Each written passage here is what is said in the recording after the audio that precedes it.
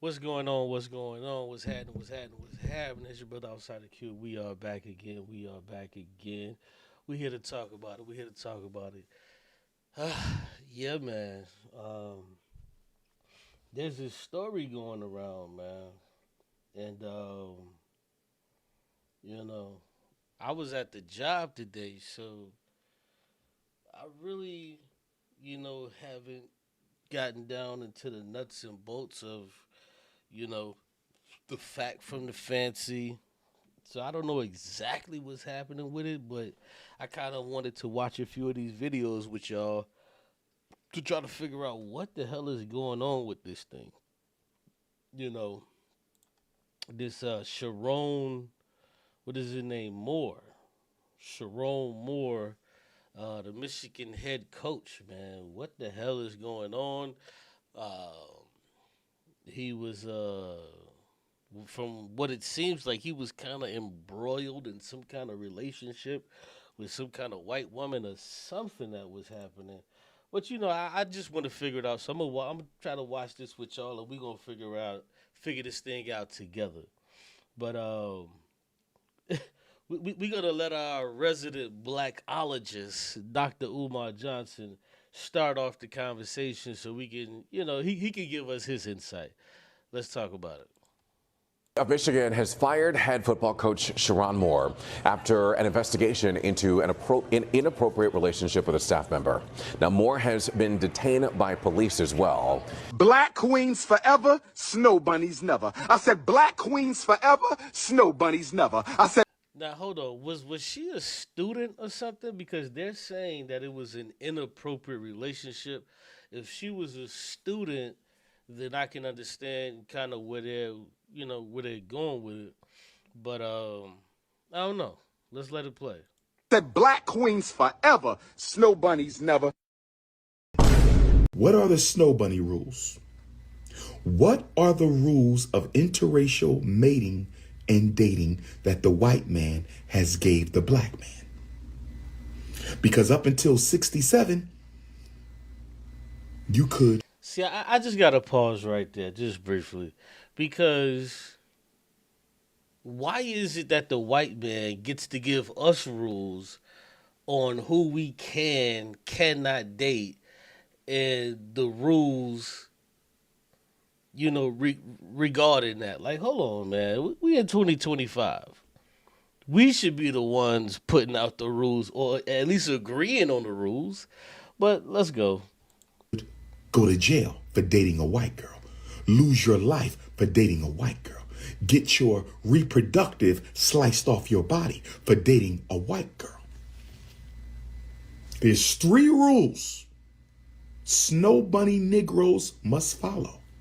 Rule number one: black men can only date the white women that white men do not want. You can have the leftover. Now, that is one thing I do agree how white men feel when it comes to their women. They don't care if you fuck with the mud sharks, the trailer trash. They don't care if you take those women. They have no problem whatsoever if you take them because they're considered the undesirables, the untouchables, if you will. You know what I'm saying? Uh, the thick ones with the fat ass. They're like, oh, they're fat. They're disgusting. They don't want them. So white men do look at white women like that and say, yeah, you can have her. So what? You can have the sleep arounds. You can have the hoes. You can't have the women we desire. If she's married, she's desired by the white male.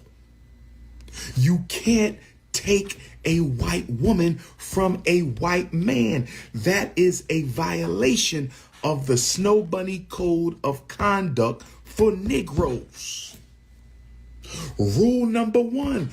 So hold on. Let me ask this question. Where are the rules that black men have put down to where we say, hey, white men can't deal with, this woman with X attribute or X amount of attributes? Where are we putting down these motherfucking rules? Cause I was in the Walmart the other day and I saw a badass black female and she was with some goofy looking ass white dude. And I was like, damn. You know, I was like, shit, I know he's having fun. You know, shouts out to, you know, the white boy. I was like, damn, how the fuck did he get that? But, you know, I just put my little air fryer in my cart and kept fucking moving. I kept moving. You can only have our leftovers. Rule number 2, you can never take a white woman from her white man. That is an unforgivable rule of white power. Of white power. Rule number 3,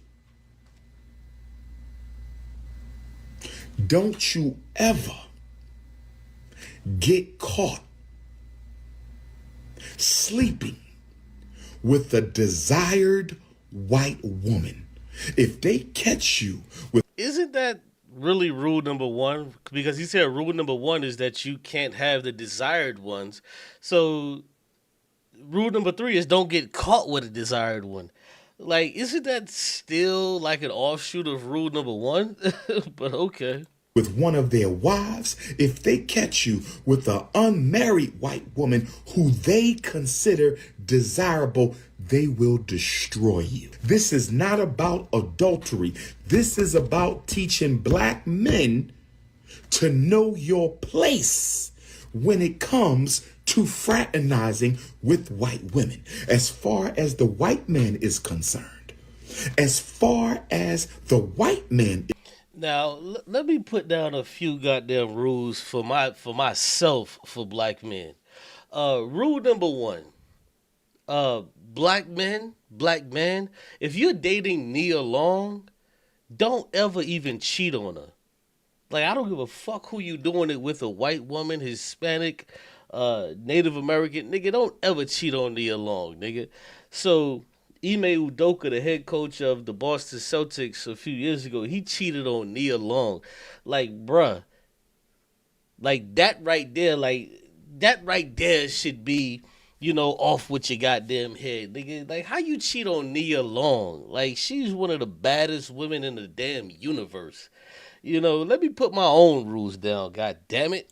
Is concerned, you should be happy we let you have our leftovers. You should be happy that we let you have our leftovers. Be happy with the white women we let y'all have.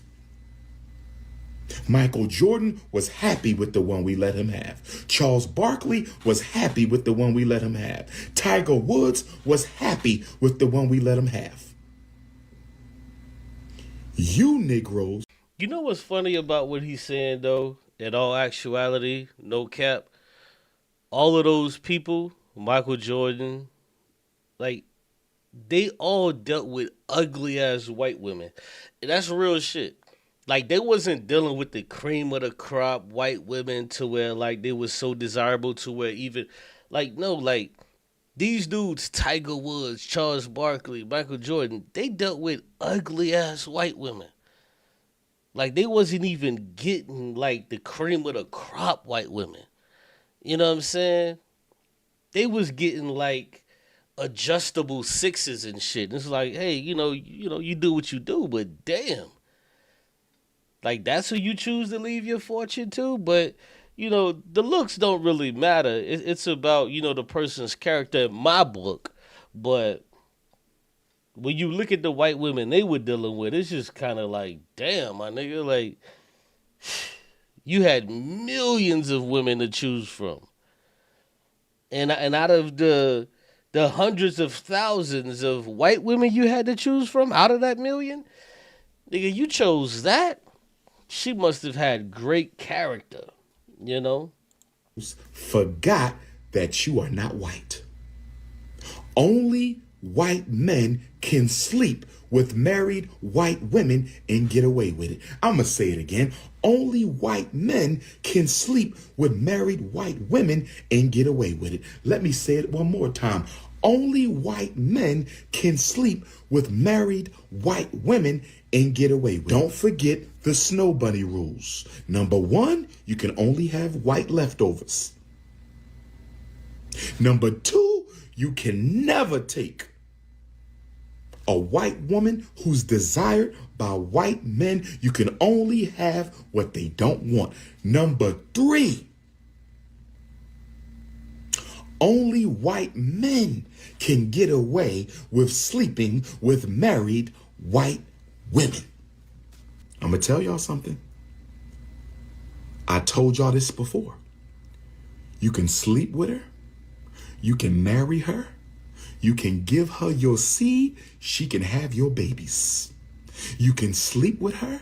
You can marry her. You can give her your seed. She can have your babies. But at the end of the day, she is a member of the white race and her loyalty is with her people. When you date a white woman. See, I disagree with that. I disagree with that because do I agree that it can happen? Because you can have racist people who date outside of their race, but still hate that group, but they just love you as a person for who you are. So there's a multitude of racist ass fucking white men that hate black men that just so happen to meet a black woman to where he loves, respects, adores, and will die for her. But he hates black men. No different, and it's conversely. You have you have black men or black women who hate fucking white women. You have black women who hate fucking white women, but they found this one white dude who, tickled their fancy, if you will, and they love, respect, and adore them. Like, these things do exist. They do exist. So I don't think just because you date outside of your race that this person is now, that they have this undying respect for their race. And it's like, nah, bro, that's just not real.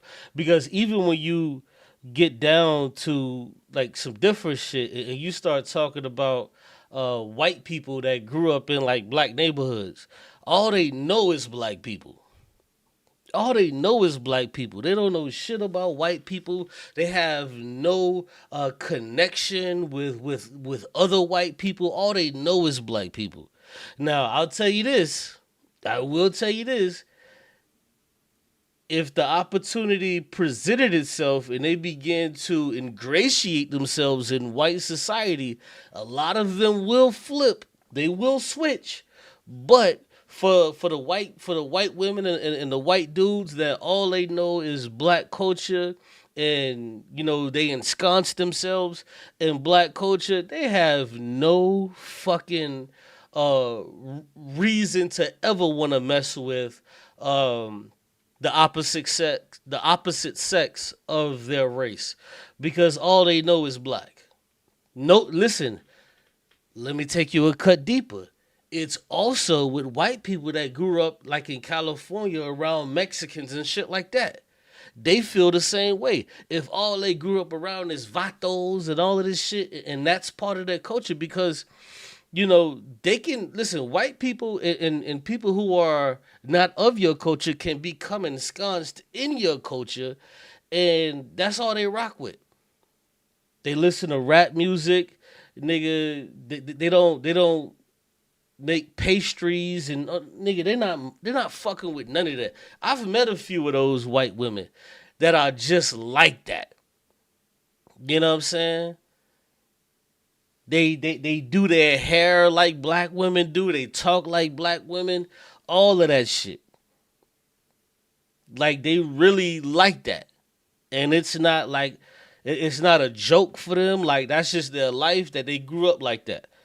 You know what I'm saying? It's a lot of them out there that's like that. Not like a bunch, but there are a lot of them out there like that, bro. There are a lot of them like that. And so much so, I've seen Hispanic women that are like that with black culture, to where like that's just what the fuck they grew up in, bro. They grew up in black culture. So they fuck with niggas. And Hispanic dudes, they fuck with black women. That's just what they do. That's their preference. Now, if the right Chica came through and she was on that type of time, he or she'll rock with her. But 9 times out of 10, you know what I'm saying? Like this is what people have to understand. When you take like some goofy nerd and he's a black dude and all he grew up in was in the suburbs, it's more than likely, who's ever in those suburbs he's gonna be attracted to. And it's not even a race thing. So if he finds a black girl, if a black dude who's like a goofy, nerdy type nigga, suburban nigga, and he finds a black woman, cool, he'll rock with her. But if he finds a white woman and he's one of them goofies, then he's just gonna rock with her too. And it's the same thing. It's just that we see it conversely so many times because white people don't live where we live. We see black men and black women fuck with more white women than we see like them act, because they don't live in our neighborhoods. We aspire to live in their neighborhoods. And a lot of times, let me help you with something. A lot of times it's not of their own doing. It's because their parents, made some decisions and, now they're a little bit well off to where they choose to live in white neighborhoods. So boom, what do you think their children grow up in?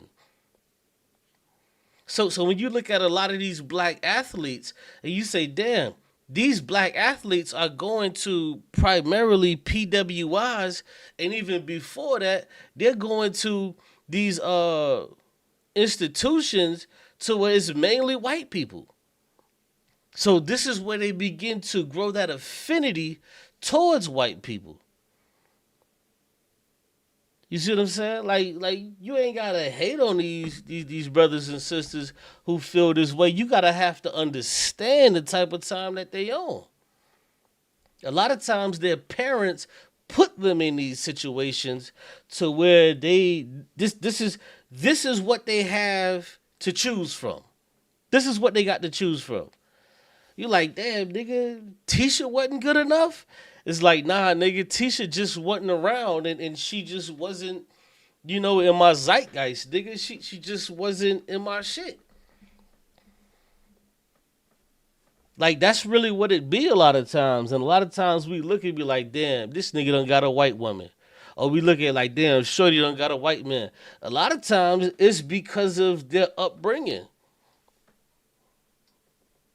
They fuck with those people more because that's who they've been around the majority of their life. That's really what it be a lot of times, but let's go.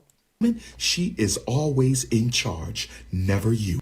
Does anybody remember 21-year-old Everett Roman Jackson? He drowned in a lake or a river after he went snow bunny rafting with his white Mormon girlfriend and 3 of her friends.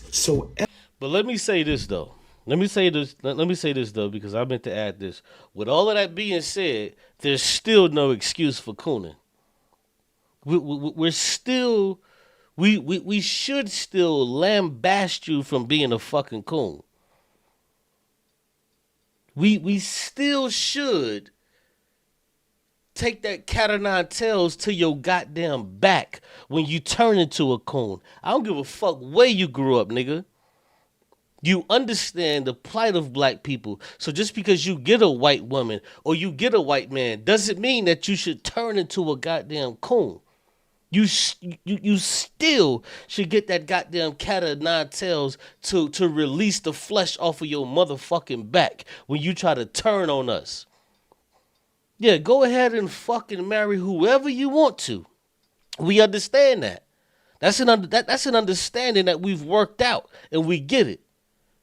But the moment that you become a coon, yeah, now it's time to take the flesh off your back, nigga. Because what you're trying to do is you're trying to harm niggas just because you're enjoying a piece of pussy or some white dick that you getting. And that's not something that I'm willing to fuck with. I can't do it. Everett flies to Boise. His snow bunny Mormon tries to take him into a Mormon wedding. They reject him because he was black. They reject him because he was black. He should have went home. He should have went home right then. They rejected him. Then he goes white water rafting. Why did the ancestor go with them on the water, brother? If you can't go in the church, if you can't go to the wedding, you don't go to the water. If you can't go to the wedding, And see, Dr. Umar is right on this as well, because a lot of times when you didn't grow up around black people, you miss a lot of these social cues. You miss a lot of these things. So if these white people don't want you around them in place A, then they definitely don't want you around them in place B. Not saying that the white people with the brother who he's talking about actively had a hand in harming or killing the brother, but you miss a lot of these social cues to where you don't get a lot of this shit. You're bright-eyed and bushy-tailed to where you don't see a lot of the racism because, your dick is thinking. Like, oh, yeah, yeah, this is my girl and da-da-da-da. But no, these motherfuckers hate you, bro. So you think just because this one white person is giving me love and affection, then all white people must be the same, and that's just not the case. That's just not the case. And that's how a lot of these dudes, when they go play ball or whatever in the NFL, NBA, as quiet as it's kept, a lot of times these motherfuckers get taken by their white wives, fathers and shit, and cousins and shit. That's how they get taken. Like, they'll tell you some shit. They'll be like, yeah, man, I had an accountant who was stealing my money. But they won't tell you that, yeah, it was my wife's father that hooked me up with this fucking accountant. It was my wife's cousin that hooked me up with this accountant to where now he's taking all my motherfucking money. And you're never going to place the blame on white people because, you feel like, shit, I done fucked 2 or 3 babies out of her. No, it can't be white people. Yeah, nigga, it is white people. It is white people, nigga. you don't go to the water. If you can't go to the wedding, you don't go to the water. Rest in peace, Everett Roman Jackson couldn't go to the wedding, but let them convince him to get in the water. He fell into the water with his Mormon girlfriend. Somehow, the snow bunny, she says she grabbed onto a branch. She says she grabbed onto a branch. She says she grabbed onto a branch. Look at this and nigga. He reached down to get his cell phone, and in reaching down to get his cell phone, he fell in. What's wrong with that story? Can somebody tell me what's wrong with that story? How do we know? Let me say it one more. Yeah, what's wrong with the story is that when the fucking phone drop in the water, nigga, you don't reach down to get it. The phone is gone, nigga. The phone is gone. That's what's wrong with the story. You don't reach down to get a phone that done fell in the goddamn river or wherever the fuck. You white river rafting, nigga. The phone is gone. Goodbye. Kaput. It's finished. You don't reach down knowing you can't fucking swim. What is you trying to reach down into the water to get this shit for? Your black ass can't swim and you trying to reach down into some water to get a phone that's gone in white river rafting when that shit's moving all damn fast? Nigga, no. You shouldn't even be out there. You should have told homegirl you couldn't swim. One time, I want to see if you think it. The Snow Bunny Mormon said she grabbed onto a branch. He tried to get his phone. And when he tried to get his phone, he fell in and she couldn't save him. What's wrong with that? They were white water rafting. What do we know Hit the like button, y'all. Come on. Don't play me. Hit the like button. about white water rafting? The water is moving quickly. If you drop your cell phones don't float. Most cell phones do not float. Do you understand me? And with the white water rafting going, the minute he dropped that phone, it was gone. The minute there's no way you can reach down to get the phone because the water took the phone. What, he gonna jump to the bottom of the river and That's get facts. the phone? How deep was that stream? How deep? Come on, y'all. Come on, brothers and sisters. Come on, brothers and sisters. None of them called the police. It was a stranger who saw him went over who called the police. An unidentified stranger. Nobody searched for his body. His family came to Boise, Idaho to search for the boy's body. Why would you let your son go visit a member of the Mormon Church? Did y'all know the Mormon Church didn't ordain black ministers until 1978? Did y'all know the Mormon Church didn't ordain black ministers until Now, listen, I'm not going to go as far as he's going to say that his white girlfriend had anything to do with it, you know, because I don't know, B, I'm not 100% familiar, but he is making sense with what he's saying is that, you know, you don't reach for a fucking phone when, you know, you're in the midst of some fucking water that's moving fast as hell. Shouts out to my main man, Quilly Kush in the building. But you don't reach down into no goddamn water and you white water rafting. Nigga, I've seen the Olympics. That water moves fast. I can't swim that fast. Like, nigga, please. What did you think you was going to do? What did you think you was going to do with that phone? What contact was in that phone that was worth losing your goddamn life, nigga? What type of images in that phone that was worth losing your goddamn life, nigga? Did you not upload the shit to the cloud? What the hell was going on? 1978? Did you know the Mormon Church didn't ordain black ministers until 1978? Did you know the Mormon Church used to believe, and some still do, that black people were less righteous? And therefore we did not get the full benefit of blessings from God? Our black skin made us less righteous. Brigham Young, one of the leaders of the Mormon Church, Brigham Young said black people were the color of the devil. He said the devil was black.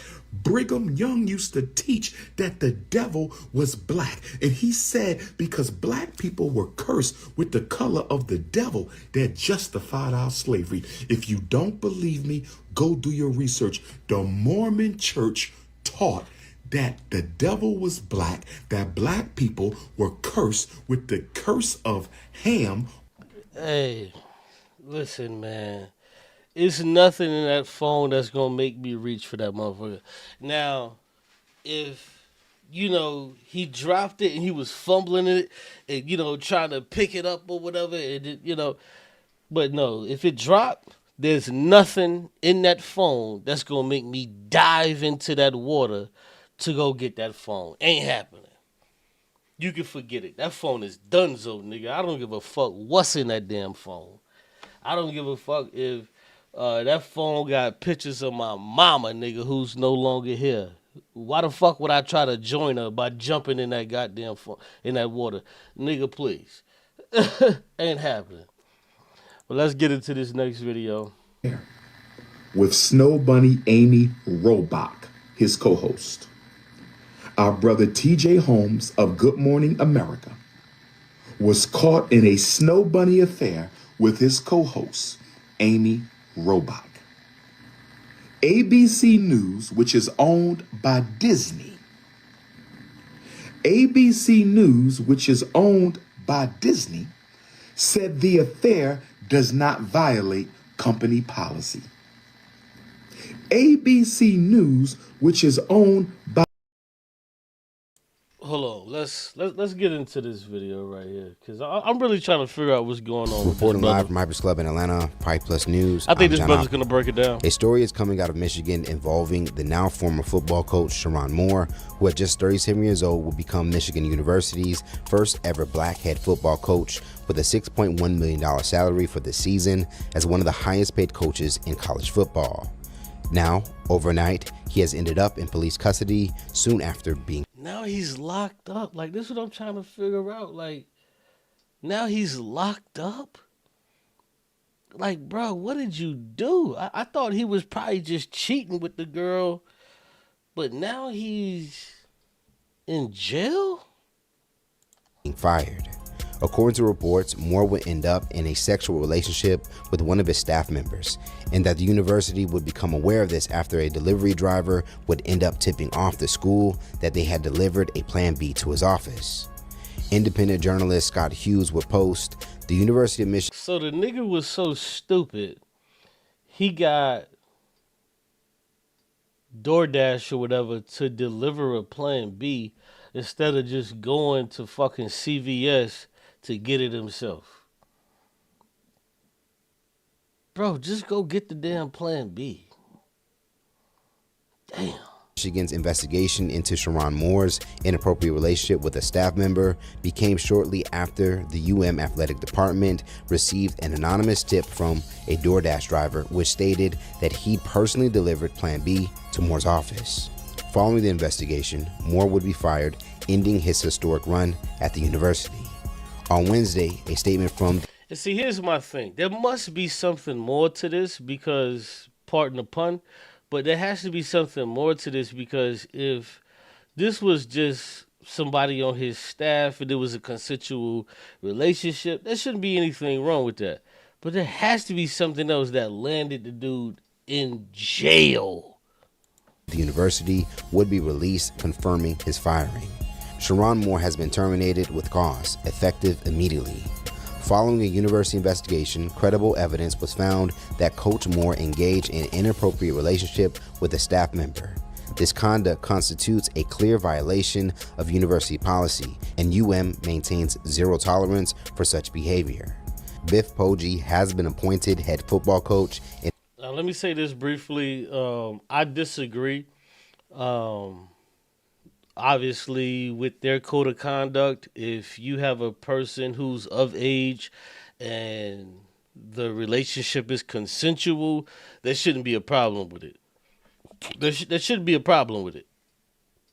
But if they have this code of conduct, you signed this contract to be the coach of U of M, bro, like, you have to stand on the contract.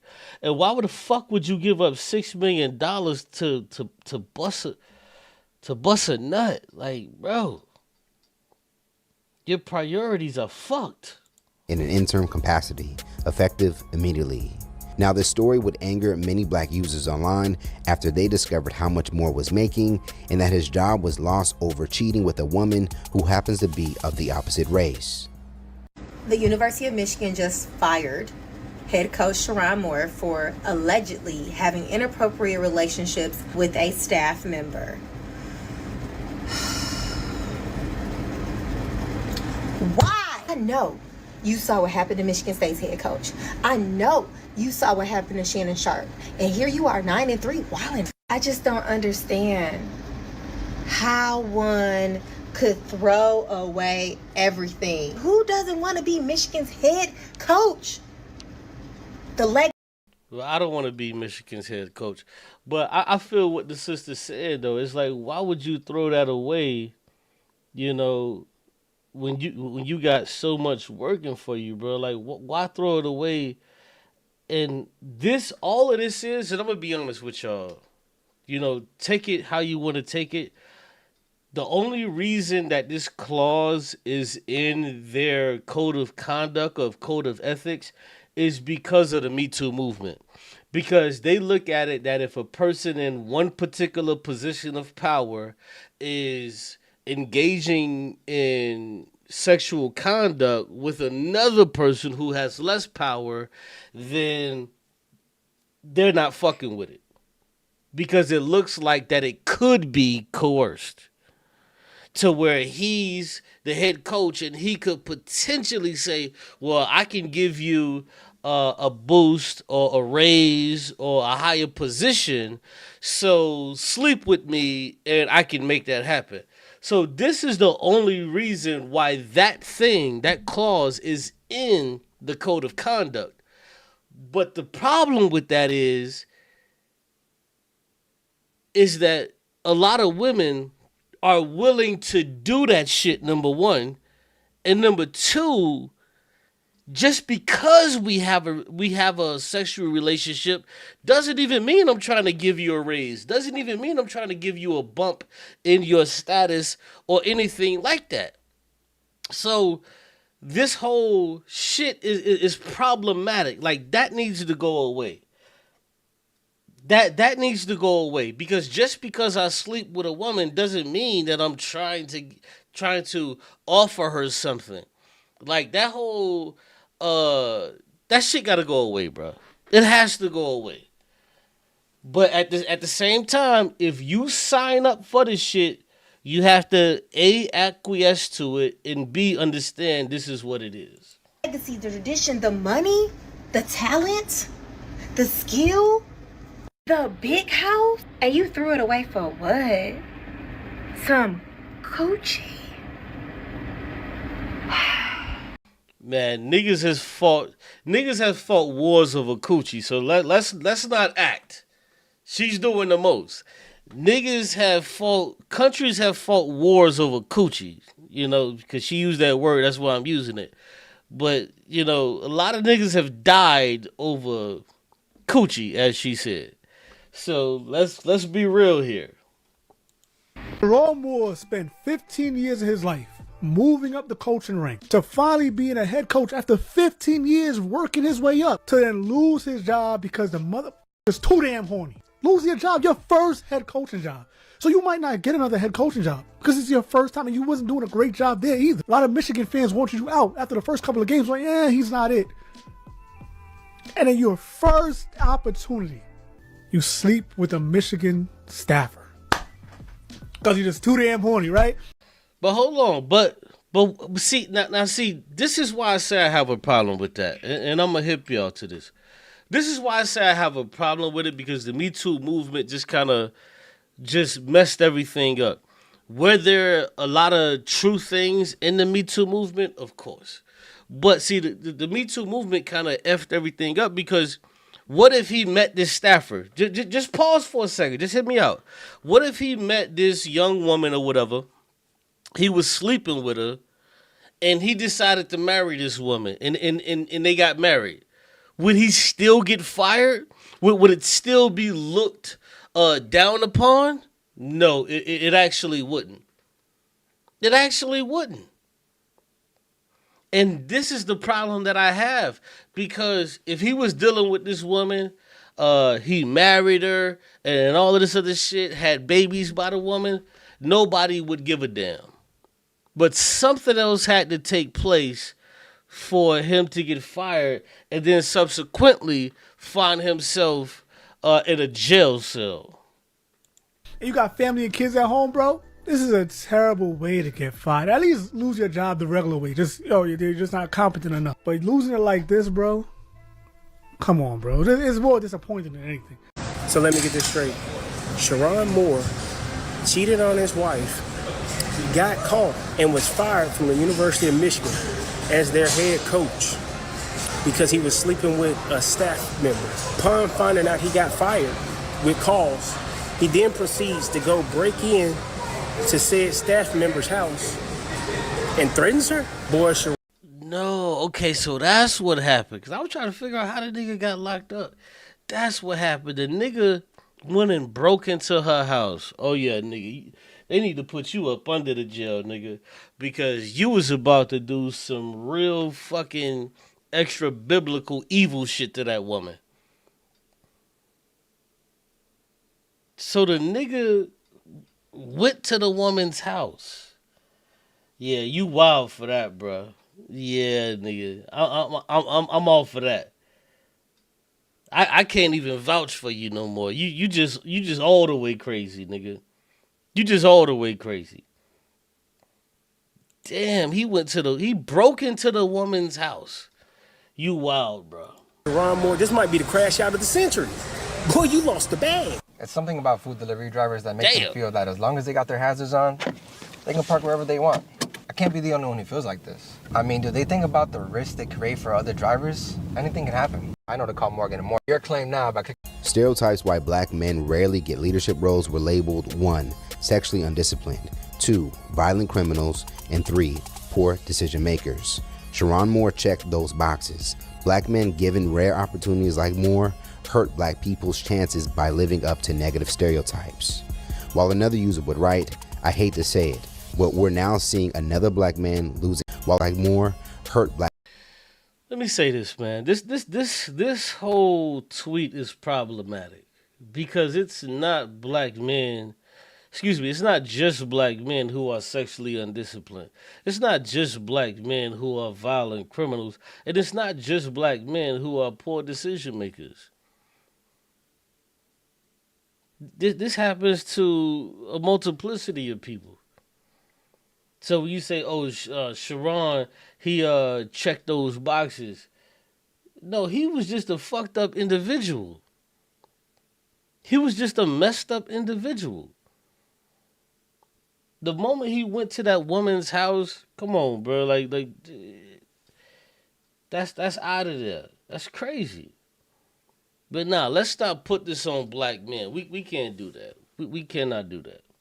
Black people's chances by living up to negative stereotypes. While another user would write, I hate to say it, but we're now seeing another black man losing his wife, life, and career due to bad choices with a young white woman. Sherrone Moore is an idiot. But we've seen this story over and over again. When is the lesson going to sink in? And one more would write, Sherrone Moore has single-handedly embarrassed the black man delegation with this BS, man. That's bullshit. Sherrone ain't embarrassed me. That nigga ain't embarrassed me not one fucking second. You can take that as an embarrassment. I don't take that as an embarrassment. Sherrone doesn't embarrass me. I've never went to a fucking woman's house unannounced and snuck into her house and done some other shit. And the overwhelming majority of black men don't do shit like that. So how the fuck is that embarrassing black men? That's not embarrassing black men. And see, this is what happens with a lot of black people is they try to put this shit on black men. Why the fuck are you... See... They're putting this on black men and saying black men do this type of stuff, da-da-da. Bro, you should be canceling that out. Like, no, this is not what black men do. You should be checking that. I understand you're reading the tweets, but check that, bro. Do you do that? The dude that's reading it, he's a black man. Do you do that? If you don't do that, if nobody you know does that, then what are we talking about? I've never met a black man in my life that's ever done something like this. So what are you talking about? How can you read a tweet and not check the tweet? You just let the shit sit out there in the ether for people to hear it. And like, oh yeah, man, he's single-handedly embarrassing black men. No, the fuck he's not. He embarrassed himself. The average black man is not getting $6 million to coach a fucking football team. What is you talking about? Man. In fairness, many men from different backgrounds and position have crossed lines due to their own sexual vices. But the frustration is understanding about Moore, given that the opportunities for black men at higher levels of... No, you don't get to say, oh, many men from different races have done this and done that, but but what he did is understandable. No, the fuck it's not, bruh. This has nothing to do with black men. This has everything to do with Sherrone Moore. It has nothing to do with me or anybody that I fucking know. No, it has nothing to do with me. He doesn't represent black people. He doesn't. And I guarantee if you look into some of his politics, the nigga probably voted for Trump and all of that type of nutty ass shit too. Appears to be given with hesitation, and that those who are hesitant could try to use this story as a way to justify their reasons. As mentioned, things have gotten worse for the married father of 3 when, according to... Look at that. Right there, game over. He's already married to a fucking white woman and got half-breed children. This dude he doesn't represent black people. What are we talking about? This dude doesn't even represent black people. He already got a white wife with mixed fucking children. The fuck are you talking about? He's not your average black man. And like I said, if you were to ask him, that nigga would probably say, get out my face with all of that black talk. Get out of my face with all of that black talk. He would tell you that. I'm going to raise my children to be Americans, not black Americans. Get out of my face with that. This dude, like, come on, bro. This nigga don't give a fuck about black people, and then you, just because he's a black man, you gonna put this shit on other black men? How? Why? Why would you do that? Why not put, listen, why not put it on black men who date interracially?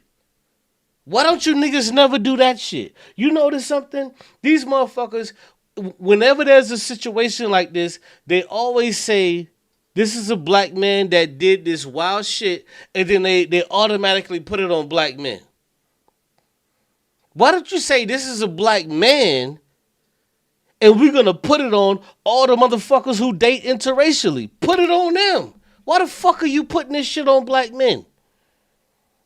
Especially the niggas that don't date interracially. And I don't have a problem with niggas dating interracially, but come on, bruh. His whole aura, his whole stench is a nigga that would say, man, get that black shit out of my face.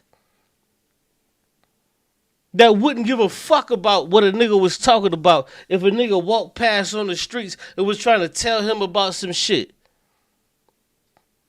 That nigga got white pussy, was getting white pussy, and thought he could continue to get white pussy, and by any means necessary, he was gonna fucking get it. That's not me. I'm not him and he's not me. And on all accounts, he's not us. Fuck out of here. You see some fucking stupid black bitch drown all her fucking kids and kill her goddamn kids, but she's fucking with some goddamn white man. Why they don't put that on all the black women who date interracially? They never put that shit on them. They just put it on black women. Why in the fuck black women should have to deal with this scar of what some fucking stupid black bitch did that don't even fuck with black people? Some stupid, disgusting, retarded bitch that don't even fuck with black people. They're gonna put that scar on us, and us as a community, we have to wear that shit. Why? This nigga don't fuck with black people. He's no different than the cracker coach that he learned up under. He's no different. That's a motherfucking white boy. Get out of here, bro. When this nigga go to his family gatherings, everybody's white. This nigga ain't bringing his black side over and all of this other shit. Nigga, no. That's not how this shit is working. It's not how this is happening. But they want to put everything that somebody does on black people. Nigga, no, this ain't got shit to do with us. This is white people's problem. This is white people's problem, if you ask me. Reports he has now become detained for an alleged assault. According to rumors circulating online, Moore is being accused of threatening the woman he was having an affair with. Official reports have yet to be released to confirm this story, but 2 police departments involved in Moore's arrest would release statements to confirm he has been detained. The Pittsfield Police Department responded to the above location at the above date and time for the purposes of investigating an alleged assault. The department has received multiple media requests for information. A suspect in the case was taken into custody. The incident does not appear to be random in nature, and there appears to be no ongoing threat to the community. The suspect was lodged at the Washtenaw County Jail, pending review of charges by the Washtenaw County prosecutor. At this time, the investigation is ongoing. Given the nature of the allegations, the need to maintain the integrity of the investigation, and its current status at this time, we are prohibited from releasing additional details. Further details regarding the incident will be released as soon as permissible. According to several outlets, Moore will not receive his reported $13.9 million buyout since he was terminated with clause. So let's talk about it more in the comments below. Do you think Moore's decision will make it harder for black coaches in the future? And what is...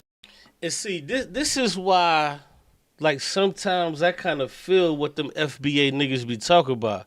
Because they be like, damn, how can one of these Jamaican American niggas ensconce themselves into black culture, but when they win some kind of award, all they talk about is fucking Jamaica this, Jamaica that, Jamaica this, Jamaica that. That's this dude. That's this dude. Just because he's black, you just gonna impress this motherfucking nigga upon us? Nigga, no. We don't know this nigga. This nigga ain't been black for fucking 20 years. Not now you want to drop this nigga in our lap and say, oh, he's black. You want to drop this nigga in our lap and say he's one of yours. No, the fuck he's not one of us. Everything about this dude is white culture, white this, white that. That nigga don't fuck with black people. Now all of a sudden he's black because he done some fucked up shit that was wrong, and now you get to attach him to blackness? Nigga, no the fuck you don't get to do that. I reject your deposit. And all black people across the motherfucking United States of fucking America should reject that shit. Nigga, when you reject us and you deal with women outside of your motherfucking race, stay over there. Stay the fuck over there. That's where you comfortable at, right? Nigga? You are comfortable over there, right? The ice is a little bit colder, right? Stay your ass over there. Why the fuck is he now being put in our goddamn lap? Like, hey, I hate to tell you this, but one of yours did some foul shit. No, that wasn't one of ours. That was one of yours. That $6 million contract that he motherfucking had, that $6 million contract that he had, he took every single one of those motherfucking dollars and he put that shit into the fucking white community. That's what he did with that $6 million contract. He wasn't putting that shit into the black community. That's one of yours. You created this motherfucking monster. You keep him. You white motherfuckers created him. You keep him. We cool on him. We cool on Sharon. Keep that nigga. You made you a house nigga. You got you a house nigga. Now deal with your house nigga. We straight, bro.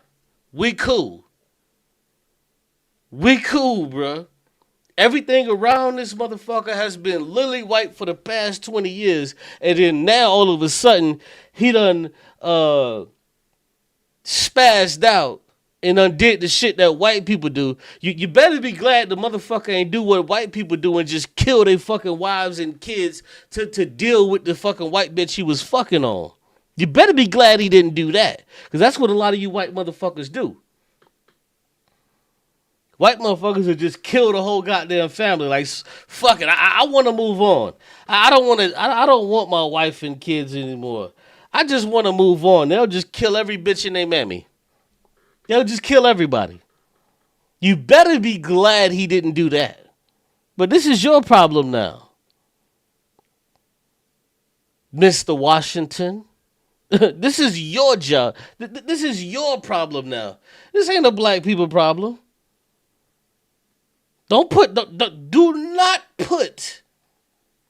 Please don't put Mr. Moore on us. We cool. When that nigga had that $6 million contract and he was helping all of those white kids learn how to block, learn how to catch a football, and he was in the white community, you loved him then, but now you hate his fucking guts. No, you don't get to do that. We don't want him. We don't want him. He spent the last 10, 15 years in the white community doing all of this shit. Keep him there. Please keep him there. Don't bring this fucking unruly piece of shit over to black people because we're cool. We got enough shit we got to deal with. We don't want nothing to do with Mr. Moore. We want nothing to do with Mr. Moore. This is your problem, Mr. White Man. Mrs. White Woman. This is your problem now.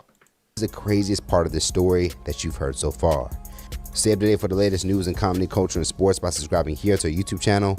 And if you enjoy content like this, check out hypersclub.com to get a membership to watch full interviews and more original content. Yeah. It was all smiles and a good time and honky tonk and cinnamon biscuits and all of that type of shit when you woke up in the motherfucking morning, nigga. Don't ask for grits and collard greens now, bitch. We cool, nigga. You've made your bed. Now sleep, nigga. Sleep. Stay over there with the motherfucking white folk. You made money with those white folk. You gave back to those white folk. Nigga, no. Nigga, no. Wearing a white jail suit, we just saw images of the former University of Michigan head football coach Sherrone Moore as he appeared at his arraignment. He was charged with home invasion, stalking, breaking, and entering. He's expected to be back in court in January. But through this process, we learned, according to prosecutors, that he was in a relationship with this woman that he had the altercation with for years. That's what the prosecutors say. The defense said that he doesn't have a history of any violence. So, of course, they wanted him to be able to go home, which he will go home because the judge ordered a $25,000 bond, which he's already met. Yeah, we back. Quick video. That nigga is not going home. He's going to a hotel. His white woman fears for her life. So that $6 million contract, she wants about $3 million of it so she can raise her children. And she wants approximately $150,000 every fucking month, which he should pay. Nigga, that's the motherfucking tax that you fuck around and found out. Yes, she should take you everything for what you got, you fucking clown. You clown. I just want to touch on the situation regarding the college football coach. I think his name is Sherrone Moore. You know, I heard he crashed out, the other day, man. I heard, he crashed out on the white women the other day, man. So I want to talk about it. Now, me, I'm not familiar with sports. I'm not really too deep into the whole college sports, college football thing, I'll admit, right? So, but I did think the whole situation was a spectacle to see, and I just wanted to give my thoughts and opinions on it real quick. Nothing too crazy. So apparently the subject of today's video, this guy, he's somebody in his 30s. He's the head coach, I believe, at the University of Michigan, had a multi-million-dollar contract, I think $30 million contract, married, wife and family man, allegedly, right? And apparently he was creeping with one of his employees, I think one of his assistants, somebody who worked directly under him. Right, so you spend a lot of time with somebody at work, and apparently him and this assistant had grown some type of relationship, some type of physical, romantic. Look at that. That's the mid-ass woman he was fucking with. They caught the nigga in 4K. You fucking with this mid-ass shorty. You married. You got $6 million on your bid. You chilling for real. Everything is up for you. And you fucking with a fucking adjustable 5. Now you deserve everything you get, nigga. Some average fucking white woman. Same shit happened to the nigga Tiger Woods. Nigga was fucking with Wendy's and Starbucks level shit. Nigga, that's what you get. That's what you get, bro. Like, who can be mad? Nigga, hold on to that. Look at this shit. Like, the woman he was, man. Sexual relationship, and they've been having, dealings for some time. and somehow it got discovered. I don't know if she was the one that brought it to the authorities or somebody discovered what they was doing and brought it to the light. But either way, somebody had discovered that he was dealing under the table, under the cover of darkness, creeping, against his wife with another individual, with another white woman. Now, this is the mistress, as you can see. The mistress, I believe her name is Paige Shiver, the executive assistant to the fired University of Michigan football coach Sherrone Moore. This woman looks horrible. His wife wasn't even all that, like a looker for real, but she looks horrible, nigga. And you all like cuddy buddy all up on, like, bro, what is you doing? What is you doing? Who has deep ties to the sports world as the daughter of a veteran Chicago Bears scout. A 32-year-old who was recently promoted to her current role within the Michigan athletic department was swept up in the scandal this week after her boss was arrested for allegedly breaking into her apartment armed. This woman, for the rest of her life, she's about to live the rest of her life on easy fucking street. You want to know why? She went from the college ranks. She's about to get drafted by one of these fucking NFL clubs to then do some kind of work for them. And then she's going to have to live with the shit of, man, don't fuck with her. Don't fuck with her because she'll get you, fucked up. But she's going to live a life on easy street. She's going to get a job in the NFL. She's going to be making $150,000, $200,000 a year, living on easy street off of the back of this fucking black idiot. Off of the back of this black idiot. When will you niggas understand that this is how it always goes? The story always turns out this way. Some black idiot in his 30s or 40s freaks on a woman in her late 20s. She's working on the staff, and then she now gets to live her life on easy street, where you're now picking up the fucking pieces and you can never get back to where you were because of the conversation that's going to always swirl around you, always. But she's going to live her life on easy street, even though she was throwing it back, doing all of this shit that she wanted to do. Now she's going to live her life on easy street. Paige Shiver is about to live for the next 20 years on easy street. Nobody's ever going to say anything about Paige Shiver because she was a victim in this. When in actuality, she wasn't a victim. So she's about to live on easy street. She's about to live on easy street. And this is what you provided this woman with. I hope you're ready to deal with this, bro. Because not only did you provide one white woman with an easy street life, you've now provided two white women with an easy street life. I hope you're ready to deal with this shit. I hope you're ready to make sure and understand that everything you ever worked for is now going to two women, even though the one woman that you was fucking with, which is your wife, she was totally cool with it. But the other one, she was also totally cool with it. But you're about to get fucked. I hope you understand this. So once again, we have another black man that's financing a white woman's life. Once again. Once again. Oh my God. With a knife. So my man crashed out crazy. Now let's continue. Prosecutors charge Moore with felony third-degree home invasion. Now, this is where it gets crazy, right? Now, before we continue, you already know it's your boy's birthday weekend. You already know, show your boy that love for all the hard work we put in every single day, every single week, all year. Round the clock, it never stops. As you can see, take a look up on the screen. Show love to the Cash App. It's your boy birthday weekend, man. Show your boy that love, man. Anyway, let's continue. Prosecutors charge Moore with felony third-degree home invasion and 2 misdemeanors for stalking in a domestic relationship and breaking and entering.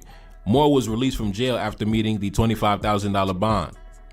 Prosecutors say that Friday, Moore forced his entry into the staff member's apartment and said, Yo, hold on, man. I got 1 like in here. Come on, man. I got 1 like. You mean to tell me I can't get 2? And if I can't get 2, come on. I know I can at least get 3. Come on, y'all. I'm going to kill myself and I'm going to make you watch. My blood is on your hands. You ruined my life. Now listen, time out, man. Why that man crash out like a white man? I'm going to kill myself and make you watch. Man, listen. But it all made sense when I did some background research on him. Do you know that he grew up in a town that was only like 1% black? Hold on. Hold the fuck on, y'all. Hold on. Didn't I say that already? I said a lot of times these dudes that be dating these white people is because they grew up in places to where there's not black people. I told y'all that already. So this is why he's dealing with the white women. Boom. Game the fuck over. Thank you, good brother Nefikari, for doing that research and bringing that out, because that's exactly what I said. Right, 1% black. I think it was, what's it called, Darby, Kansas or something like that, right? The black population in Darby, Kansas is a significant minority, making up around 2% to 4%. Okay, so 2%. Didn't I tell y'all that? I said a lot of times the reason why these black dudes be fucking with these white women is because that's who the fuck is around them.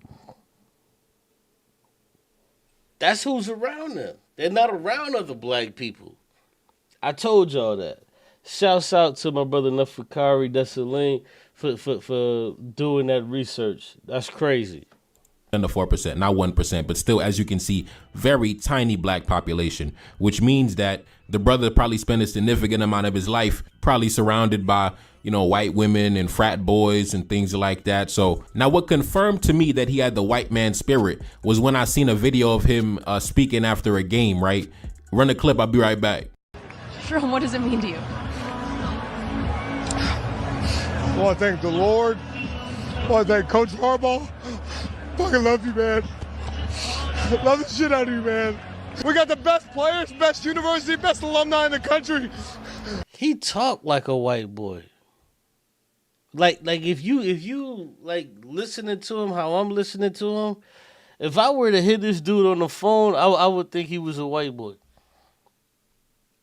Oh man, I love the shit out of you, man.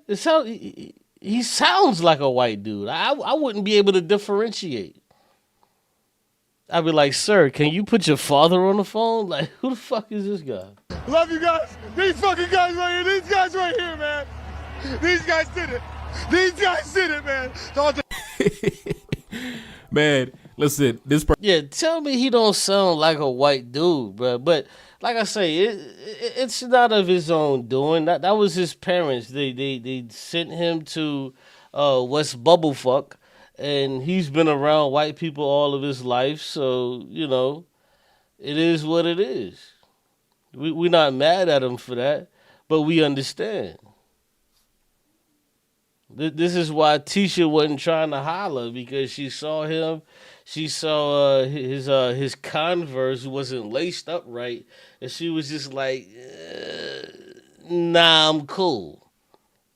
But Becky saw it and was like, my mate. Person said this on social media. Take a look at the reactions. Black men do not say, I fucking love you, man. Right. Like, yo, that's crazy. Like, black people, we don't talk like that, bro. Like, that's what I was trying to put out. Like, we don't even talk like that, bro. We don't even talk like that. So, like I say, it's, you choose who you choose, but goddamn, why can't you be black and say what the fuck you want to say? Well, the reason he can't do it is because he didn't grow up around black people. There's only so much black culture that his parents could have instilled in him without the white culture, taking over. Like, there's only so much they can give. But in reality, man, he was deep in his drunk white frat boy bag. Man, That was funny as hell, bro. But yeah, man, as I was doing my research on the brother, you know, I started to put the pieces together as to how he ended up married to a white woman, was cheating on his white woman with another white woman, and then he was on TV. I love you, man. Man, listen, my man was deep in his white boy, frat boy bag. But anyway, let's continue. Let's jump into some more articles. Why did the side piece turn on him, right? You know, $30 million contract, you know, head coach, got the spirit of... Oh, hold on. I thought he had a $6 million contract. He had a $30 million contract to fuck with her? Do you see what this looks like? Oh my God, he's attracted to average. Yo, this looks like a 40-year-old white woman, but she's really like 22 or something. This looks like an old-ass white woman. Do you see like the frowns in her faces and all of the lines in her faces? Like, this woman looks disgusting. The white man, but got the physical presentation of the black man. You know, white women love that. White women love the black man with the spirit of the white man, but the physical presentation of the black man. So, you know, why would she turn on that brother? You know, let's jump into this article. The breakup. Why did she turn on him? Two conflicting theories have emerged regarding why Shiver, now that's the mistress, that's the side piece, right? That's the side chick who, you know, went to the authorities. Two conflicting theories have emerged regarding why Shiver cooperated with the investigation that ended Moore's career. Theory A, university pressure. So hold on. So Shiver, the white woman, the average white woman that you just saw, she's the one who was fucking the nigga low down. She cooperated. Now, why would she cooperate? Why would she cooperate? Peace, what's going on, Imhotep? Why would she cooperate? If she was really fucking with him and it was down like two flat tires, why would she cooperate? If they was really like that for real, why would she cooperate? See, if you was fucking with Tisha on some shit, should have been like, man, you know the motherfuckers came to my house, right? Yeah. I ain't tell them shit. Oh, okay, cool. And you can keep doing what you're doing. But Shiver cooperated. Why would she cooperate? That's that same shit Dr. Umar Johnson was talking about, is that they're always going to go back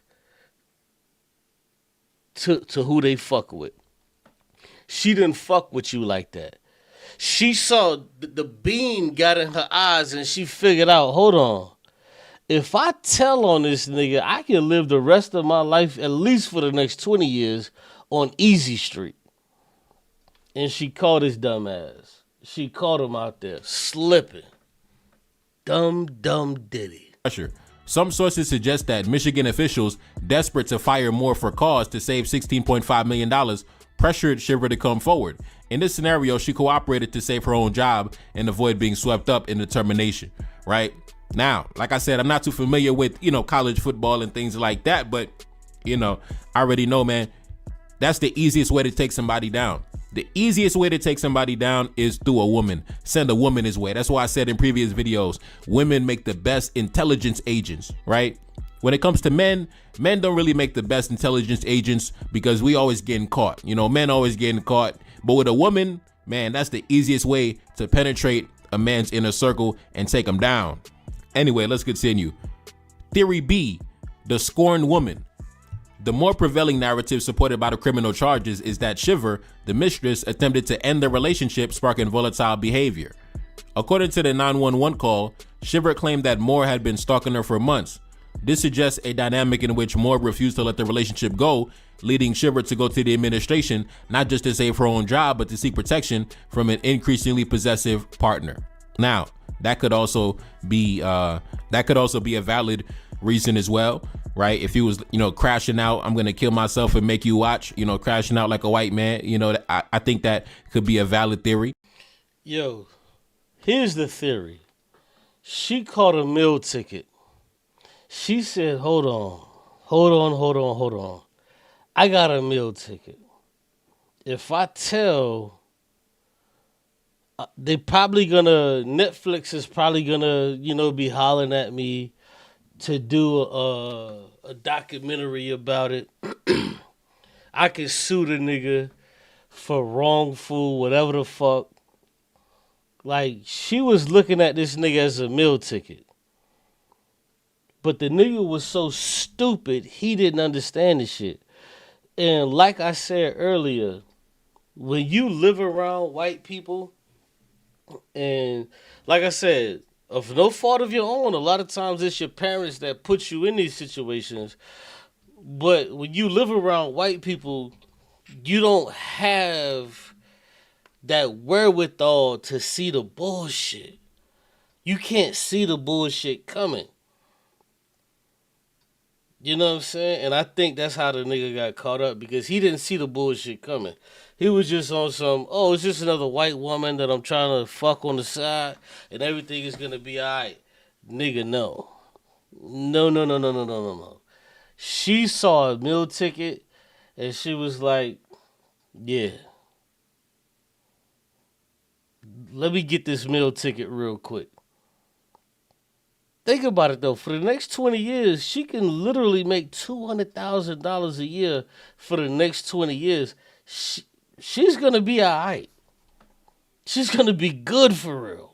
Like, really good. Now, let's continue. According to the prosecutor's statement, Moore did not kick down the door. He entered through an unlocked door without permission. Moore grabbed several butter knives and scissors from the kitchen, but prosecutors clarified that he used them to threaten self-harm, telling Shiver that my blood is on your hands. So hold on. So the nigga knew he was in trouble, right? This is how you know he was a goofy. So he wasn't a crazed black man. He went in her house because she had told on him already. So he went in her house, maybe some unlocked back door, found his way in, because he was already probably coming through the back door all the time. So he came in there. Man, they're going to fire me. If they fire me, I'm going to kill myself. And if I do kill myself, the blood is going to be on your hands. She's like, okay, Trayshawn, just chill. Just hold on. We're going to get the police here, and they're going to figure this all out for you. Called the police on the nigga, and you out of there. You out of there. Nigga came to the lady's crib. Oh, man. I'm not going to kill you, but I'm going to kill myself with a butter knife. I'm going to kill myself with a butter knife. She was like, yeah, okay, yeah, I know. But I can't have you kill yourself because I need to make this money off of you. So stay alive and, yeah. Like, this shit crazy, bro.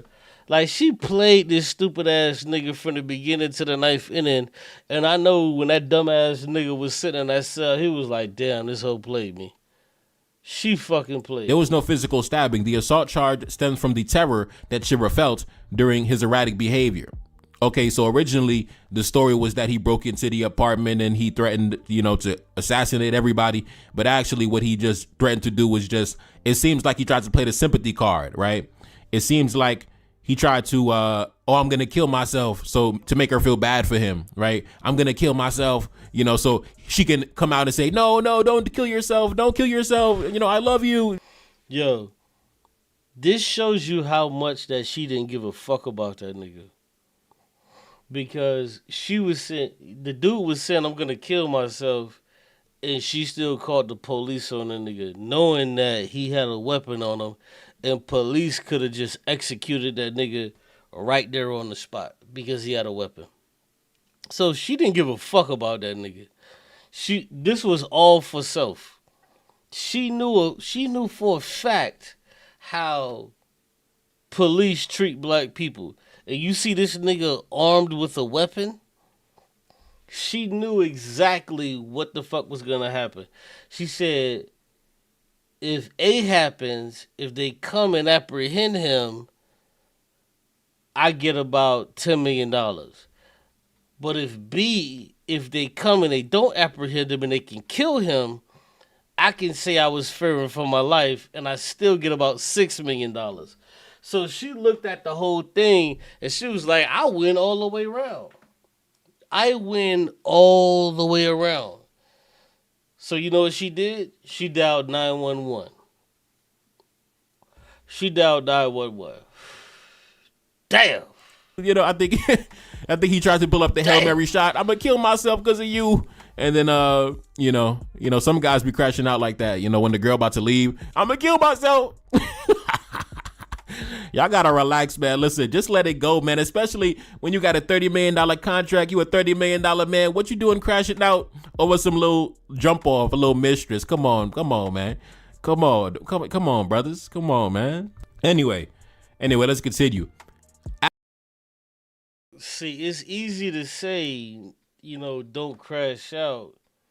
But when you one of these type of dudes, it's not easy to not crash out. Because this is like his, you know, this is livelihood on the line. So he wants her, he's saying like, I'm going to kill myself just so she can be quiet and stop talking to the police and all of this other shit. But he's so stupid, he doesn't understand that this shit is already beyond him at that point. Like, he's already gonna lose his job, so he's doing the most. Like, nigga, you're already gonna lose your job. You're already about to be fired. This shit is already over. You know, I don't know if he's probably trying to save his marriage at the point. Like, I'm gonna kill myself. Knowing good and well he ain't finna fucking kill himself. Like, he's trying to save his marriage at that point. To where now he can have his wife on his side, like, man, I was just crazy and I was just gonna, nah, nigga, you got caught fucking some other bitch. That's it. That's all. Damn. As of Friday, Paige Shiver, that's the mistress, remains listed as an employee of the university.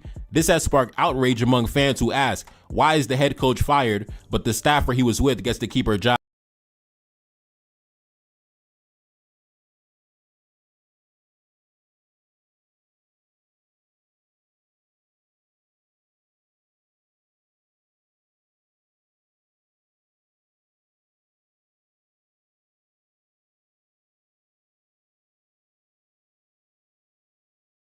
According to the policy explanation and the HR policies regarding relationships, almost always penalize the supervisor.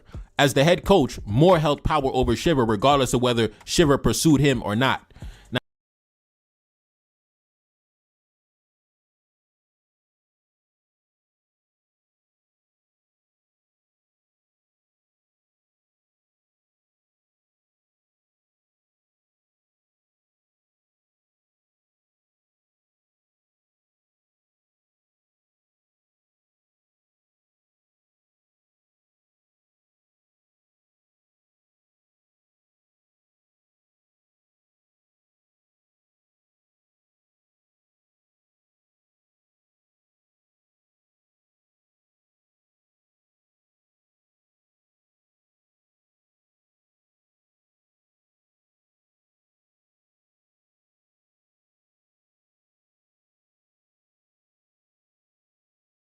Now, that's a whole lesson in of itself why, you know, you have to keep business and your intimate life separate. Because even if she pursued him, she could have threw him the drawers and everything, said, listen, I want you to have it. I want you to take it. It's for you. Just the fact that you take it, if she throw you the alley-oop and you dunk it, you in the wrong. So that's why you don't even mess with that at all. You don't even cross that barrier at all. Because even if she throws you the alley-oop and you take it and you dunk it, you still in the wrong. You still gonna be fired. But why is it like that, though? Why is it that she can throw a nigga the alley, and if I slam dunk that shit, why is the male in the wrong? Like, that's something we have to, excuse me, that's something we have to change about our society, bro. I don't agree with that shit. Because I feel what we do so much with women, I feel like we infantilize these motherfuckers.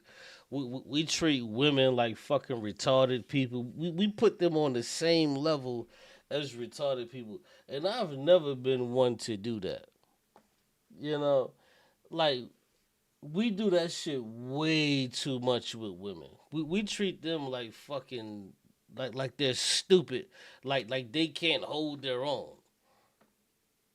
We treat women like they can't hold their own. We have to treat them like children. Like we don't want to drop them on their head and all this other shit.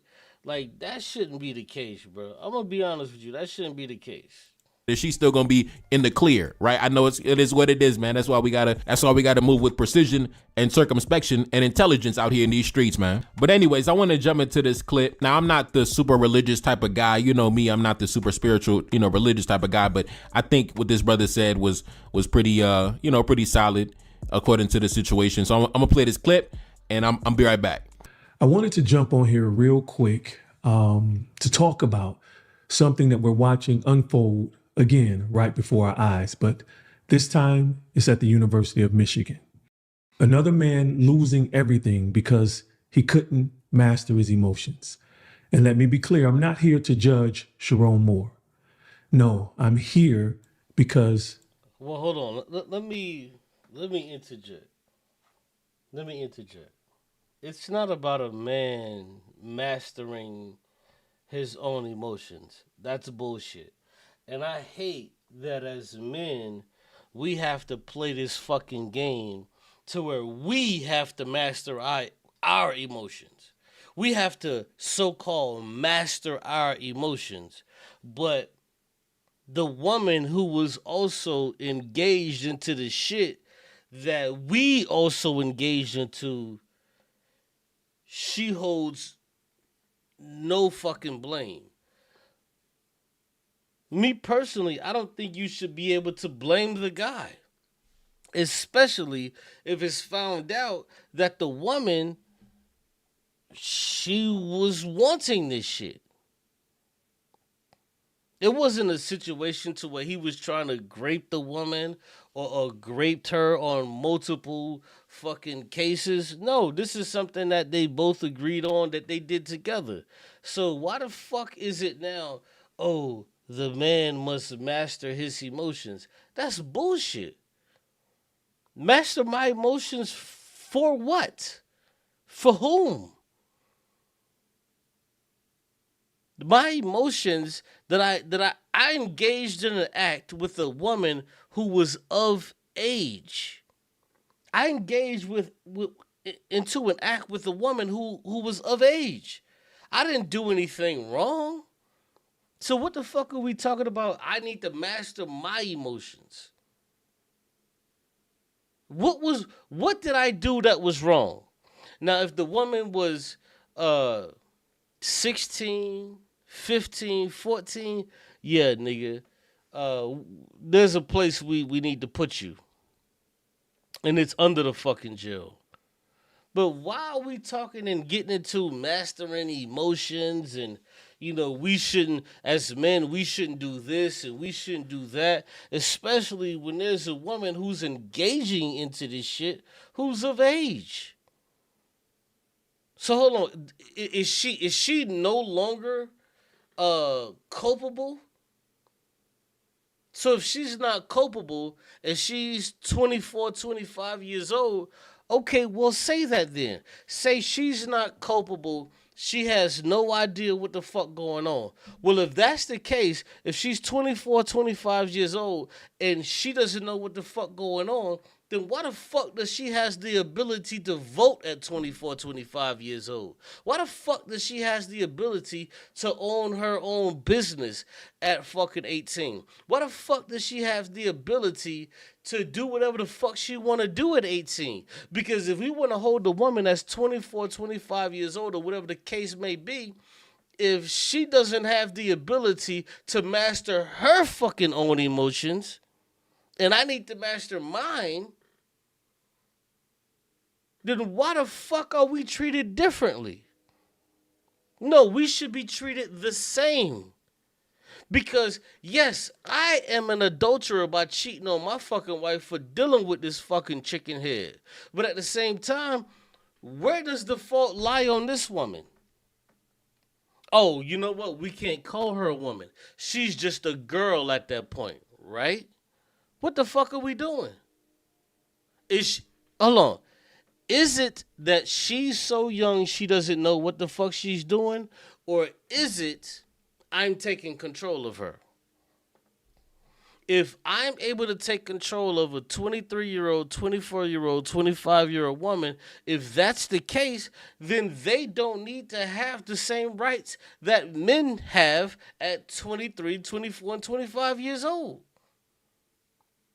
That needs to be the fucking case. Did she know what she was engaging in? The answer is yes. Did she engage into it willingly? The answer is yes. And if the answer is yes to all of those things, then why the fuck am I the one that has to deal with all of this bullshit? Shouldn't she have to deal with this shit? Shouldn't she be looked at as a person that's not to be trusted? Because I'm looked at as a person that's not to be trusted because I cheated on my wife. Why the fuck is she not looked at as a person that shouldn't be trusted? Because she also cheated on my fucking wife. Bitch, I didn't cheat on my wife by myself. Bitch, you cheated on my wife with me. So why doesn't that stigma follow you everywhere the fuck you go? I cheated on my wife. Yes, I did. And I have to wear that shit. But bitch, you cheated on my wife too. You knew I had a wife. And you still suck my dick. You still let me hit you from the back. All of whatever the fuck happened. You allowed me to do it. So why in the fuck now it's, oh, men, we have to have all of this control. So now women don't have to have any control? See, we play these games with ourselves to where we put ourselves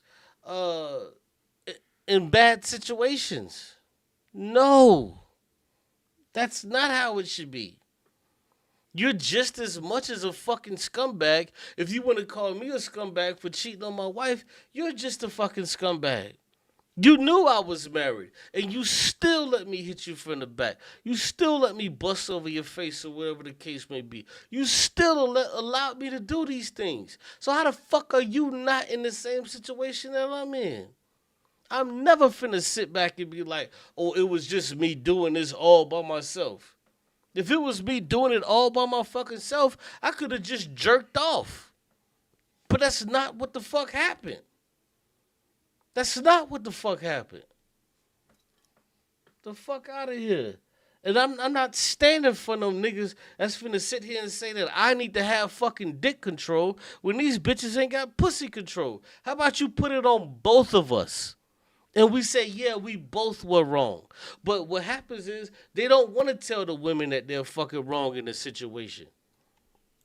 His story is yet another one to warn us all of the price we will pay when we lack sexual self-control. No, there is no fucking price that I should have to pay when I lack self-control that the woman should not have to also pay when she lacks self-control. And the only reason that you're telling me that I lack self-control is because you understand that I understand that I have a fucking wife. You know that I know I have a fucking wife. Yes, I fucking do. And I decided to fuck on this bitch. But this bitch knew I had a wife too. And she chose to allow me to do this shit. So why in the fuck is it all on me? Why is it all on me? She knew I had a wife. She saw my wife and my kids come to the games and all of this shit. She knew exactly what she was getting herself into. But for some reason, I have to take the brunt of everything? Why?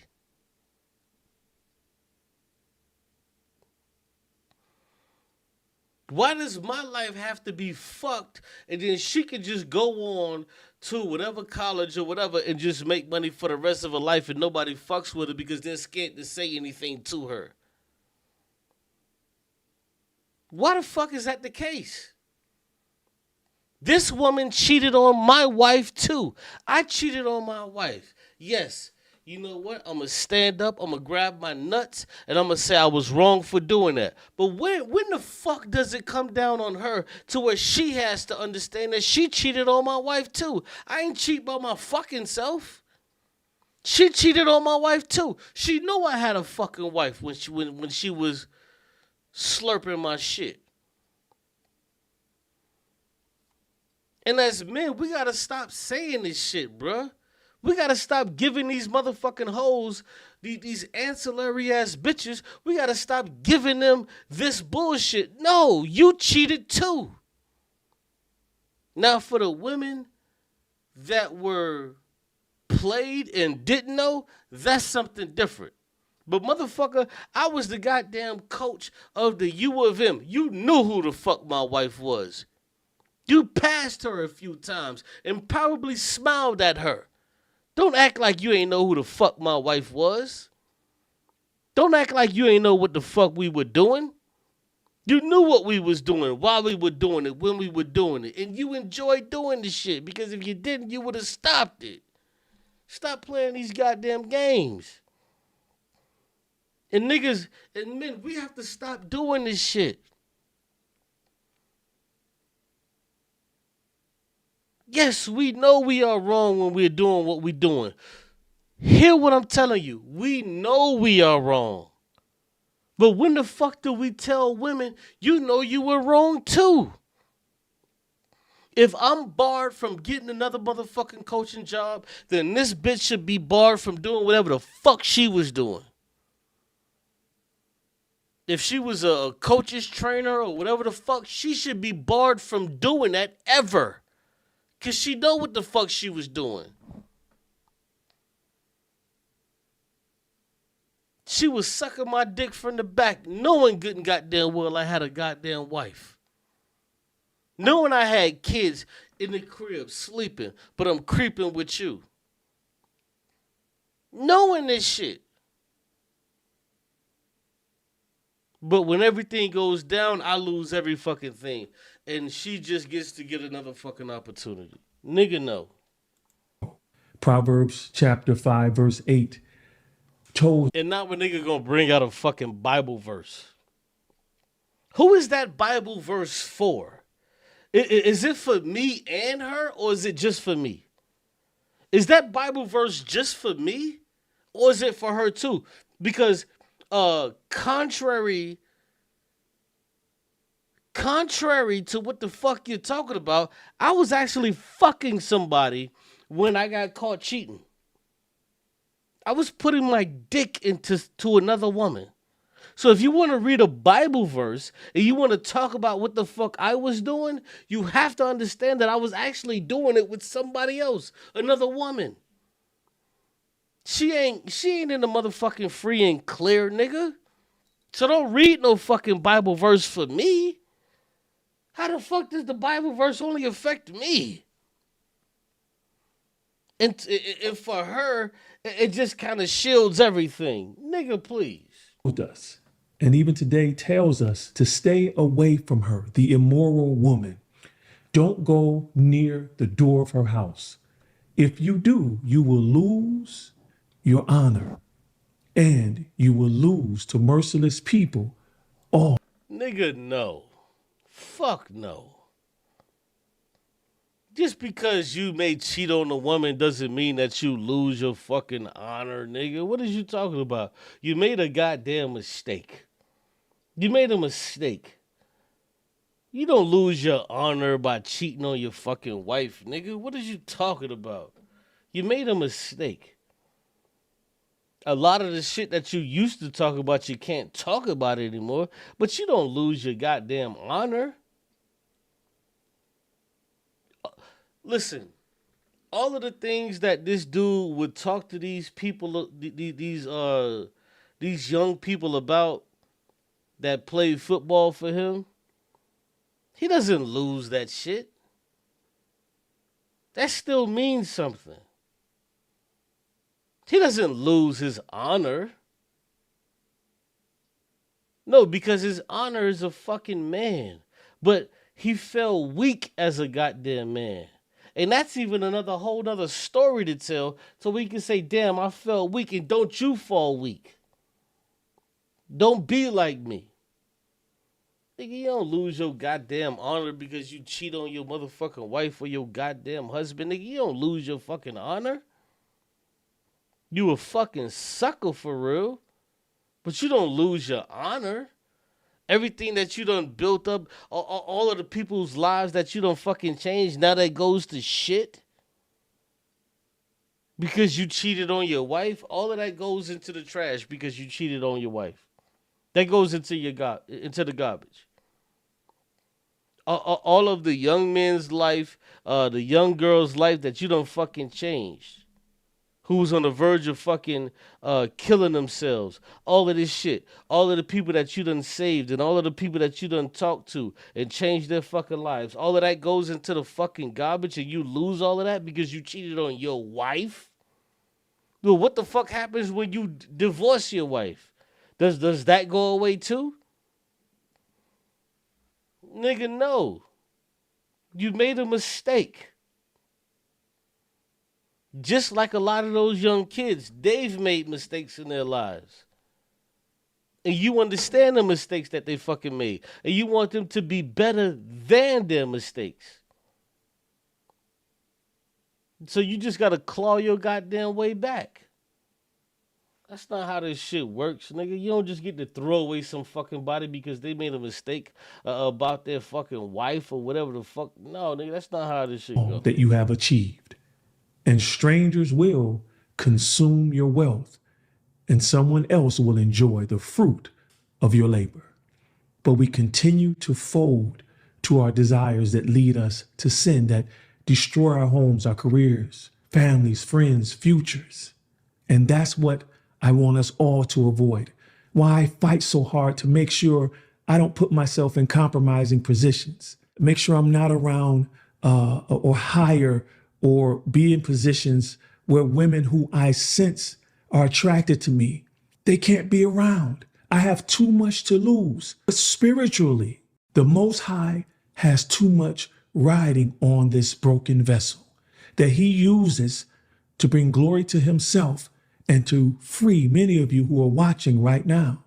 And that's what I want us all to be vigilant about. It has been said that a thinking man cannot be fooled.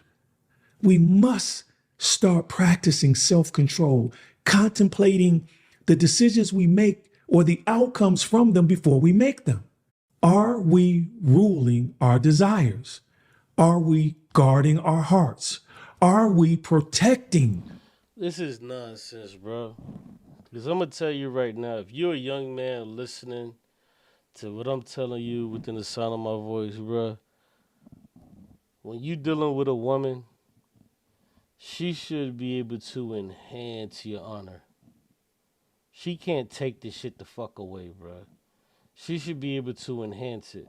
When you dealing with a woman, whatever the fuck it is, she should be able to enhance whatever the fuck you are. She doesn't take any fucking thing away that you fucking done already in your life. She doesn't take anything away, bro. She enhances the things that you're gonna do going forward. So don't listen to stupid niggas like this. Like, oh, man, a woman can take away your honor. And no, bro, that's just not real. That's not real. No woman can take away my fucking honor. They can't take away shit from me, bro. They can only enhance what I want to do in the future. They can't take a fucking thing away. I can say that I wouldn't be able to do this or that without a woman, but what I will not be able to say is that a woman can take away my fucking honor. If I'm an honorable person, if I'm a real nigga, you can't take that shit away from me, bro. You can't take that shit away from me. And cheating on my wife or not believing in God or whatever the fuck, that doesn't do it. That doesn't do it. That doesn't take away my fucking honor, nigga. That doesn't take away my honor.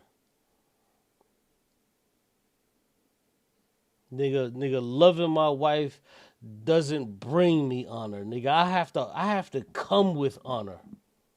And this is why this is why your woman fucks with you, is because you come with honor. You come with respect. You come with her because you that nigga already. Ain't no bitch checking for no nigga that ain't got no honor. So how the fuck can she take something away from you that when she met you, you already had it? How the fuck can she take away your honor, nigga?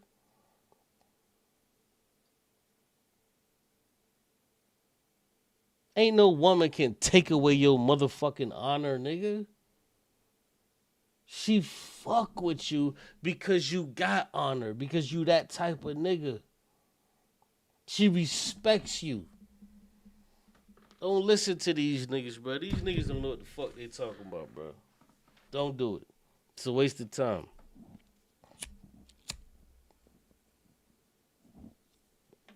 It's a waste of time. Don't listen to these niggas. Oh, honor. And niggas trying to make it seem like honor is like the only fucking thing that you can fucking have that can put you in, to put you and or your kids into a space. Nigga, please. The last time I motherfucking checked, nigga, honor don't pay no motherfucking bills, nigga. Last time I fucking checked, nice guys finish last. So I don't give a fuck about no honor. Like, that shit is trash to me. I don't give a fuck about honor. Most niggas with honor, like myself, we finish last. We're the type of niggas that we're too fucking honorable that we don't want to scam niggas, so we stay broke. The last time I fucking checked. Because so many times I just prefer to scam niggas so I can make some money out this motherfucker so I don't have to be fucked up in the game. Yes, I want to scam a lot of you niggas a lot of times with bullshit. Just so I can make some motherfucking money out this shit. So nah, get out of here with that honor shit, nigga. You never pass in the test fucking with me. Our purpose, remember this. Every decision you make, act like it will be on the front page of every news network in the world. All right, we back. No, nigga. Every decision you make, act like you feel that you care about this shit and it's going to affect the people who you love and respect. Who gives a fuck about a front page news article? Who gives a fuck? Niggas don't even read the news anymore. Niggas don't even read the news anymore. This is useless shit from old niggas, and old niggas have not come into fucking 2025 yet. You can't be listening to old niggas. I'm just being honest. A lot of these niggas don't know what the fuck they're talking about. Now, I'll even go further. I'll even go further than that and say you should treat the personal affairs of your life as a matter of national security, as if you were a leader or a diplomat or a head of state or the Secretary of Defense, whatever. You should treat the personal affairs of your life as if they are matters of national security, you know, and I think that that's the lesson that we can extract from that as black men, you know, and stop crashing out. If you're a multi-million-dollar black man, stop crashing out over some women, bro. That's the last thing you need to be crashing out about. At that level, that's an everlasting resource that will always be replenished. There's no reason to crash out about that. You work too hard to get to where you are, to lose it, crashing out over the mystery. Yeah, he's basically saying that there's plenty pussy out here. Stop doing that. Which, I second. But, yeah, let me get to this topic, man. Dr. Jared Ball was talking about Michael Jordan, you know, this fucking idiot. Michael Jordan, you know, is feeling some type of way because there's niggas with more money in a sport that he wants to engage in, and now he's suing niggas. So let's talk about it. Basketball player of all times and definitely better than LeBron James will ever be doesn't mean a damn thing to NASCAR. I mix what I like, what I like, what I like, what I like, what I like.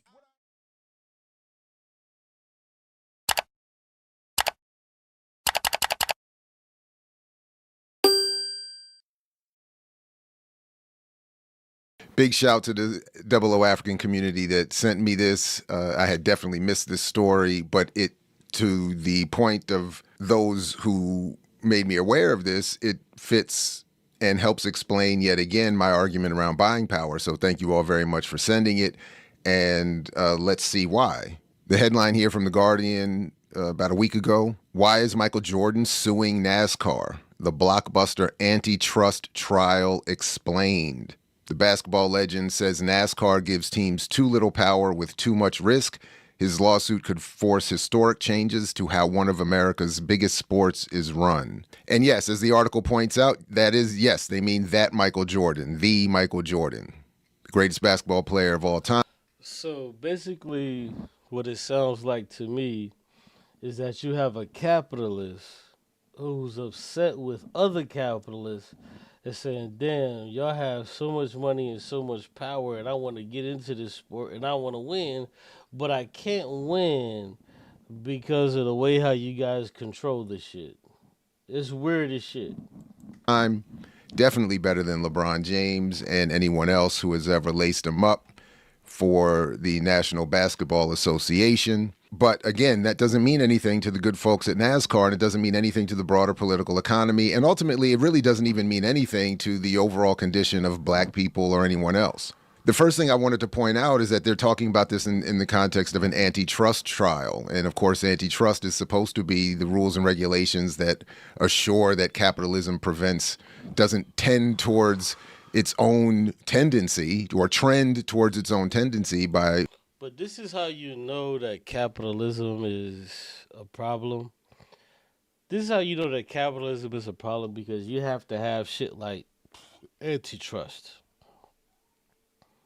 Just by the mere fact of having antitrust shows you that capitalism is a problem, because antitrust is, well, it's supposed to be the way to where how you check capitalism with antitrust. But we understand we understand that that's bullshit, because we have Netflix buying Warner Brothers. Netflix is buying Warner Brothers. So antitrust is out of the fucking window. Like, it's out of the window. Heading towards monopoly, and is supposed to allow for free competition, et cetera, and so forth. And without pretending to understand anything about the NASCAR sport, as some still call it, and certainly the industry or the business of it, this part at least is clear. Jordan is arguing that NASCAR is illegally preventing those who invest from more or less getting a guaranteed return on their investment.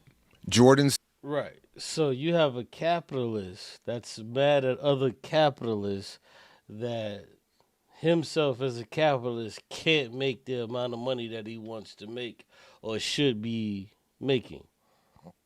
So now you have capitalist on capitalist crime, because the people that own the sport and run the sport, they're like, yo, we want to run it how we've been running it. And just because you invested some money into it or purchased a team, it doesn't mean we're going to change things for you. It's not a racial thing or whatever. It's just that, yo, this is how they make their money, and they don't want to change how they make their money for Michael Jordan. So Michael Jordan is looking at the shit like, hold on, shouldn't I be able to invest in this shit and make money into it? And they're like, no, that's not how this shit works. When you invest into this shit, you should expect to lose money. And we make money. No different than any other capitalist project. So now this is basically capitalist on capitalist crime. Team 2311 Racing and Front Row Motorsports say NASCAR holds so much control over everything from tracks to the money to the rule book that teams have no real bargaining power. And essentially what the story shows is that Jordan and, well, everybody has to, and I'll put the link in the show description so you can read beyond what I'm saying here. But the short of it is NASCAR requires massive investment and buy-in for a slot or a chance to race. And once you buy it, once you buy your way in, and we're talking about tens of, they said the most recent one was about $40 million to get your team to be able to race and, of course, earn. Yeah, to get your team car ready to where you can actually get a car. But just because you buy into a team, like, for example, if you buy a team for like $100 million and you buy a team, that team, the reason why you can buy that team for $100 million is because that team sucks. And that team hasn't won shit. So what he's trying to say is like, damn, why don't I have access to all of the other shit that these other teams that win every year? So it's just like basketball or football. So when you look at the football teams and you say, damn, why does this team have this great quarterback to where they can just win? Like the Chiefs, they got this great quarterback to where they win all the time. Why is it that I don't have access to this shit? Well, the reason for that is capitalism. Do you have enough fucking money to where you can lure over the best drivers, the best technicians? Like, do you have that? And the answer is no. So Michael Jordan is saying, damn, that's fucked up that I can't have access to that shit. So he's not going to win this shit because this is how the sport is. So it's capitalist on capitalist crime, what he's trying to do. Money and do all of that other stuff. And then after so many years, NASCAR reviews and can change the terms of that contract and basically say the $40 million you used to get in to the league doesn't matter anymore. And you have to reapply and resubmit funding and open yourself up to competition from other teams trying to get in. Right. So I watch F1 and I watch these leagues, and they're real particular because they're real particular of how this shit works.